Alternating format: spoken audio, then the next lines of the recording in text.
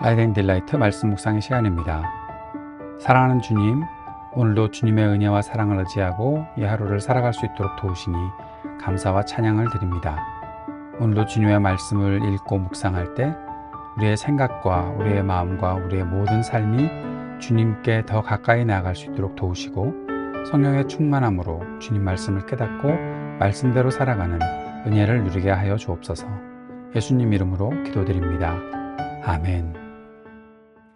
빌립보서 다시 보기, 오늘은 빌립보서 4장 10절에서 13절까지의 말씀을 함께 읽고 묵상하도록 하겠습니다. 빌립보서 4장 10절에서 13절까지의 말씀 새한글 성경으로 읽겠습니다.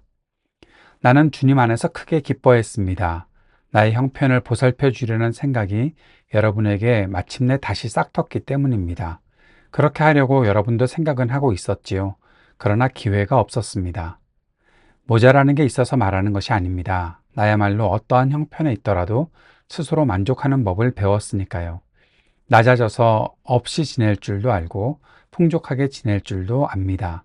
온갖 처지와 모든 상황에서 곧 배부르든지 굶주리든지 넉넉하든지 모자라든지 간에 적응하는 비결을 배웠습니다. 나에게 능력 주시는 분 안에서 나는 어떤 상황에도 대처할 수 있습니다. 아멘. 오늘 본문, 이 본문은 바울의 감사의 표현이지요. 그리고 신앙의 내면적 고백이 드러나 있습니다. 또한 이 본문은 바울이 빌립보 교회를 향한 단순한 감사 편지를 넘어서서 그리스도 안에서 사는 삶이 무엇인지 구체적으로 보여주기도 합니다. 오늘 본문에 나오는 자족의 비결, 또 능력 주시는 분 안에서라는 표현이 빌립보서 전체 메시지의 핵심인 주 안에서 기뻐하라, 또 그리스도의 마음을 품으라와 긴밀히 연결되는 것도 볼 수가 있습니다. 바울은 빌립보서 전체에서 기쁨이라는 메시지를 반복하고 있지요. 이 바울이 빌립보 교회의 후원에 대한 감사를 표하면서 더 깊은 내면의 자족함의 비결을 말하고 있습니다. 오늘 묵상은 제가 정리한 내용을 가지고 AI, 특별히 그 구글에서 제공하는 노트북 LM이라는 AI를 통해서 제가 쓴 설교의 내용들을 그들이 분석하고 또 대담 형식으로 한 번 더 중요한 것들을 살펴보는 내용들로 여러분께 한번 소개시켜 드려 보려고 합니다. 잘 들어보시고 그 마음에 어떤 것들이 더 많이 와 닿는지 한번 생각해 보시는 시간 가졌으면 좋겠습니다.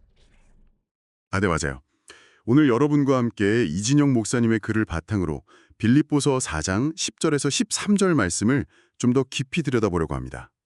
주제는 그리스도 안에서의 만족과 능력인데요.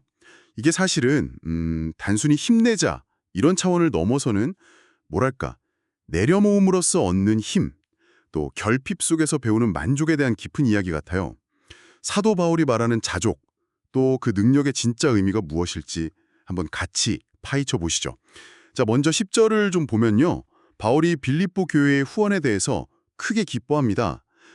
근데 이게 그냥 선물을 받아서 고맙다 이게 다가 아닌 것 같거든요. 네, 맞아요. 특히 그들의 마음이 다시 싹텄다는 표현을 쓰는데 이게 좀 특별해 보여요. 어떤 의미가 있을까요? 네. 그 다시 싹 텄다는 표현이 정말 중요하죠. 이게 뭐랄까 생명력이 다시 살아나는 듯한 그런 이미지잖아요. 그러니까 바울에게 중요했던 건 물질적인 도움 그 자체보다도 그 선물을 보낸 빌립보 교인들의 마음, 그 상태, 주님 안에서 그들의 영적인 관계가 다시 활발해지고 그 생명력이 회복된 것을 느꼈기 때문에 기뻐한 거예요. 그러니까 선물이 아니라 관계 회복에 초점이 맞춰진 거군요. 그렇죠. 그리고 더 나아가서 이 모든 과정 속에서 이게 정말 주님이 하시는 일이구나. 이걸 확인했기 때문에 더 깊이 감격했던 거죠. 정말 그렇네요. 관계 회복에서 오는 기쁨. 여기서 바울은 한 걸음 더 나아가서 더 근본적인 삶의 태도를 말하는 것 같아요. 11절, 12절이죠. 어떠한 형편에 있던지 스스로 만족하는 법을 배웠습니다. 이 자족이라는 개념이 나오는데 이게 혹시 그 당시에 유행했던 스토아 철학 같은 거랑 좀 비슷한 맥락일까요? 그거 아주 좋은 질문이신데요. 자족이라는 말 자체는 스스로 충분함을 느낀다는 뜻이 맞아요. 근데 바울의 자족은 스토아 철학하고는 근본적으로 좀 다릅니다. 스토아는 뭐랄까 외부 상황에 흔들리지 않는 어떤 자기 안의 평정심, 내면의 수양을 강조하잖아요. 네네. 하지만 바울의 자족은 철저하게 자기 안이 아니라 그리스도 안에서 온다는 게 핵심이에요. 아, 그리스도 안에서. 네. 그리고 또 비결을 되었다는 표현도 그냥 넘기면 안 되는데요. 이게 그냥 머리로 아는 지식, 이론 같은 게 아니라 실제 삶에서 겪는 고난과 풍요, 이런 다양한 경험들을 통해서 훈련을 통해서 몸으로 체득했다는 의미가 강해요. 와, 그게 정말 어려운 경지 같은데요. 몸으로 체득했다는 거군요. 부유함이나 가난함, 배부름, 굶주림, 이런 아주 극단적인 상황들 모두에서요. 단순히 그냥 견디는 수준을 넘어서 그 안에서 만족하는 법을 알았다는 거잖아요. 이게 정말 대단한 것 같아요. 네, 맞아요. 환경을 초월하는 거죠. 이게 진짜 신앙의 깊이, 어떤 성숙을 보여주는 지점이라고 할 수 있습니다. 네, 저. 그리고 그 비결의 핵심이 바로 그 유명한 13절에 딱 나오는 거죠. 나에게 능력을 주시는 분 안에서 내가 모든 것을 할 수 있습니다. 아, 이 구절 정말 많이 듣고 또 많이 인용되죠. 네, 너무 유명하죠. 근데 이게 종종 좀 오해되기도 해요. 마치 무엇이든 할 수 있다는 식의 어떤 긍정의 힘 구호처럼요. 맞아요. 약간 자기계발 문구처럼 쓰일 때가 많은 것 같아요. 저도 그렇게 생각할 때가 있었고요. 근데 바울의 진짜 의도는 좀 달랐을 것 같다는 생각이 드는데요. 네, 그렇습니다. 그 능력 주시는 분 안에서라는 말이 정말 중요해요. 이게 힘의 근원이 내 안에 있는 게 아니라는 거죠. 내가 그리스도 안에 거할 때 그분으로부터 계속해서 공급받는 힘이라는 걸 강조하는 거예요. 아, 계속 공급받는 힘? 네. 그래서 어떤 극한 상황에 처하더라도 이게 내 힘으로 버티는 게 아니라 그리스도가 주시는 그 능력으로 버티고 감당할 수 있다는 고백인 거죠. 이게 바로 자신이 어떤 힘이나 가능성까지도 다 비워내고 오직 그리스도의 능력으로만 채우는 것. 신학적으로는 이걸 케노시스, 자기 비움이라고 하잖아요. 네, 케노시스. 바로 그 태도와 연결되는 지점입니다. 빌립보서 전체에서 계속 반복되는 주 안에서라는 표현하고도 정확히 일맥상통하고요. 와, 정말 놀라운 고백인데요. 바울의 이런 고백을 듣고 보니 이게 오늘 우리에게 주는 메시지가 참 클 것 같아요. 이 자료를 통해 우리가 얻을 수 있는 핵심 교훈은 뭘까요? 크게 한 3가지 정도로 정리해 볼 수 있을 것 같습니다.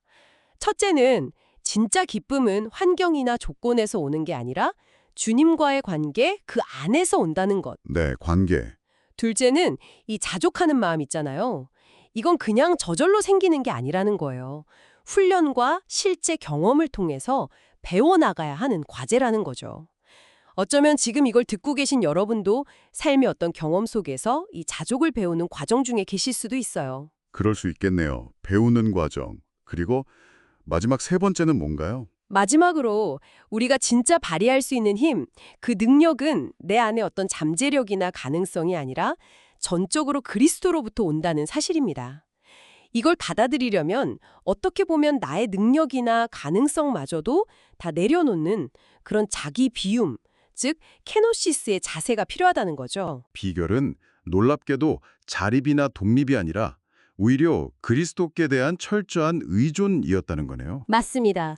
세상이 말하는 조건이나 성취가 아니라 하나님과의 동행, 그분의 인재 자체가 주는 충만함. 네, 바로 그 이야기입니다. 네. 마지막으로 저희가 여러분께 한번 생각해 볼 질문을 던져드리고 싶습니다. 오늘 본문은 만족을 그냥 얻는 게 아니라 배워나간다고 강조했잖아요. 지금 여러분이 겪고 계신 특정한 경험들, 그게 어쩌면 풍요로운 상황일 수도 있고 또 어쩌면 굉장히 혹독한 시련일 수도 있을 텐데요. 그 모든 상황이 바울처럼 자신의 한계를 넘어서는 힘, 즉 그리스도께 의지하는 법을 연습하고 또 배워나갈 수 있는 절호의 기회가 될 수는 없을까요? 한번 깊이 생각해 보시면 좋겠습니다. 잘 들으셨나요? 놀랍죠? 제가 써놓은 내용들을 가지고서 이렇게 분석하고 또 어떤 것들이 더 중요한 내용들인지 잘 설명해 주고 있어서 아마 더 귀에 쏙쏙 들어오시지 않았을까 하는 생각을 하게 됩니다. 오늘 이 내용들 마음에 새기고 말씀대로 살아가는 저와 여러분의 삶이 되기를 바랍니다. 주님께서 가르쳐 주신 기도 함께 드리겠습니다. 하늘에 계신 우리 아버지, 아버지의 이름을 거룩하게 하시며 아버지의 나라가 오게 하시며 아버지의 뜻이 하늘에서와 같이 땅에서도 이루어지게 하소서. 오늘 우리에게 일용할 양식을 주시고 우리가 우리에게 잘못한 사람을 용서하여 준 것 같이 우리 죄를 용서하여 주시고 우리를 시험에 빠지지 않게 하시고 악에서 구하소서.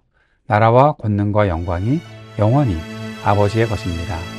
아멘.